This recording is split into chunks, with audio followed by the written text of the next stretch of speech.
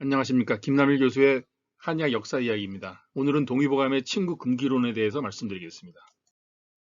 그 동의보감은 전체적으로 5개의 편으로 되어 있는데 그 중에 맨 끝에 있는 것이 친구편입니다. 그리고 각 편마다 또 친구법이 다 나와 있죠. 그래서 이 동의보감에서는 친구법이 굉장히 중요하게 다뤄지는 어떤 그런 편이 되겠습니다. 5개 중에 하나니까 굉장히 높은 비중이라고 볼 수가 있죠. 여기 안에 보면 친구금기라는 것이 있습니다. 그러니까 친구금기라는 건 침하고 뜸을 시술할 때 반드시 이제 환자에게 물어봐야 될 것이라고 이제 생각해 볼 수가 있습니다. 그리고 환자가 또 지켜야 될 것도 이 안에 포함되어 있죠. 그 동의보감의 친구편을 구성하고 있는 내용을 이제 본다면 이 경락에 대한 내용이 있습니다. 이건 뭐 이제 지금 오늘 그냥 말씀을 드리는 거죠. 경락. 그 경락이라고 한다면 기의 통로로서 십이경맥, 기경혈맥, 십이경근 등이 있습니다. 그다음에 경혈에 대한 것이 있죠. 혈자리죠. 우리가 이제 일반적으로 침을 놓는 그 부위가 되겠습니다. 혈자리. 그다음에 오수열이라고 해서 우리가 이제 사지 말단에 있는 그 5개씩 이제 그 각 경마다 배속되어 있는 그 혈자리죠. 이것이 이제 몸통에 있는 것이 아니라 팔다리에 있기 때문에 시술이 간편하고 그리고 이제 그것으로 인한 어떤 위험 같은 것이 좀 적은 어떤 그런 부위라고 말씀드릴 수가 있죠. 그 침을 놓지 못하는 혈자리에 대한 것도 있습니다. 뜸을 뜨지 못하는 혈자리. 금기혈이죠. 금기혈. 그러니까 거기는 대체적으로 다 급소에 해당되는 것이기 때문에 잘못 침을 놓거나 잘못 뜸을 뜨면 생명이 문제가 생길 수도 있는 어떤 그런 혈자리가 되겠습니다. 그 다음에 침의 종류로 구침, 9가지 종류의 침을 그 이야기하고 있습니다.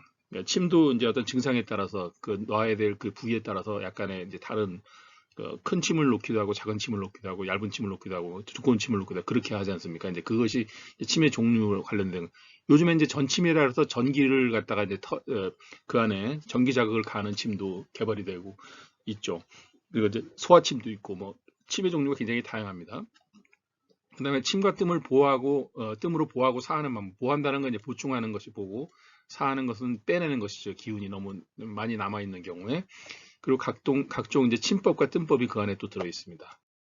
그래서 침뜸을 시술하기 전에 환자에 대해 물어볼 것을 이제 이게 정리하고 있는데, 이거는 하나의 이제 참고 자료라고 볼 수가 있습니다. 이것이 이제 사람에 따라서 사람의 체력에 따라서 나이에 따라서 뭐 그런 어떤 상황에 따라서 환경에 따라서 다 다를 수도 있기 때문에 꼭 절대적인 건 아니지만 이제 동의보감에 있는 것만 이제 말씀을 드린다면 성교 후에 침뜸을 시술하면 이제 전기가 고갈될 수 있기 때문에 성교 후 바로 침을 맞는 것은 안 좋다. 이제 그것에 대해서 이제 반드시 상의해야 되고 후에도 침을 놓으면 기가 혼란되기 때문에 술을 마신다 하면 침뜸을 놓으면 안 된다는 거예요. 몹시 화가 났을 때 이제 화가 난 상태에서 기운에 어떤 동요가 있는 상태에서 침을 이제 시술하면 어떤 기운이 거슬러 올라가지고 이제 문제가 생길 수가 있는 것이죠. 또 지나치게 피로한 상태, 침을 맞다가 쓰러지는 경우 있죠. 어지러워서 기절하는 경우도 있고 그런 경우는 이제 지나치게 피로한 상태에서 침을 놓았기 때문에 그런 경우는 빨리 이제 어떤 이제 그 처치를 받으면 다른 이제 그 처치를 하면 이제 바로 깨어납니다. 근데 이제 몹시 배부른 상태에도 이제 기운이 뱃속에 집중되어 있기 때문에 이것도 좀 소화가 된 상태에서 침을 맞을 것이 필요하다. 그다음에 배고픈 상태 이것도 마찬가지로 에너지 소모가 너무 많기 때문에 감당하기 어렵다. 그런 얘기예요. 지나치게 피로한 상태랑 비슷한 경우죠. 그런데 목심 목마른 상태에도 이제 인체에서 불기운이 조장된 것을 제치할 수 없다라고 이제 써 있습니다. 그러니까 몸에 막 열이 발생할 수도 있는데 목마른 상태에서는 이제 그거를 감당하기 어려우니까 이제 충분하게 이제 수분을 섭취한 상태에서 침을 맞아야 된다. 몹시 놀라서 이제 놀라고 무서워한 상태 이것도 마찬가지로 그러니까 분노한 상태에서 침을 함부로 놓으면 안 된다. 그거 마찬가지입니다. 그다음에 수레를 타고 온 사람은 밥 먹을 동안의 시간만큼 누워서 쉬게 한 다음에 침을 놓는다. 지금은 뭐 다 침을 바로 놓지 않지 않습니까? 여러 가지 뭐 물리치료 같은 걸 하면서 같이 하기 때문에 이건 이제 그런 식으로 하면 되겠습니다. 근데 걸어서 온 사람은 십리를 걸어갈 만큼의 시간 동안 쉬게 한 다음에 침을 놓는다. 이제 오랫동안 걸어서 온 경우에 요즘에 뭐 차 타고도 많이 오고 그러니까 이것도 이제 그거에 감안해서 생각하고 또 환자가 기다리기도 하고 또 누워서 이제 물리치료를 받은 상태에서 침을 놓기 때문에 크게 문제되지는 않을 거라고 생각합니다.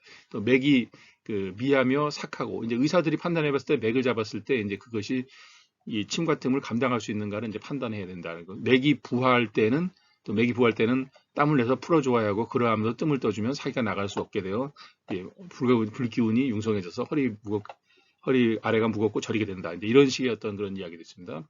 또 맥이 부하고 열이 심할 때 이런 것도 이제 잘 판단해서 이제 침과 뜸을 이제 시술해야 된다는 이야기고요. 그다음에 침뜸 후에 환자에게 금하도록 당부해야 될 것이 침을 맞은 다음에 침과 뜸을 이제 치료받은 다음에 성교하는 것. 이제 몸의 기운이 많이 휘질 수가 있는 거죠. 두 번째가 이제 음주하는 것이죠. 침뜸을 맞은 다음에 효과가 상실될 수 있습니다. 또 화내는 일, 또 감정을 잘 조절해야 된다는 얘기입니다. 기운이 어떤 변화가 생기죠. 그 네 번째 피로하게 하는 일, 이건 기운이 이제 침뜸을 치료받으면 기운이 많이 이제 빠진 상태가 될 수 있는데 피로하게 만든다. 배불리 먹는 일도 마찬가지로 뱃속의 기운을 몰아먹기 때문에 균형이 깨지죠. 여섯 번째 배고프게 하는 일도 이것도 마찬가지로 이제 기운이 예, 소실돼 있는 상태에서 이제 밥을 먹어야 되는 밥을 이제 충분하게 좀 섭취를 해줘야 되고 이제 목마르게 하는 일도 마찬가지로 그렇게 해서 그래서 이런 것들이 이제 우리가 침뜸을 시술하는 사람이나 침뜸을 맞는 사람 모두 다 이제 참고로 해가지고 우리가 잘 이걸 활용하면 될 거라고 생각합니다. 네, 감사합니다.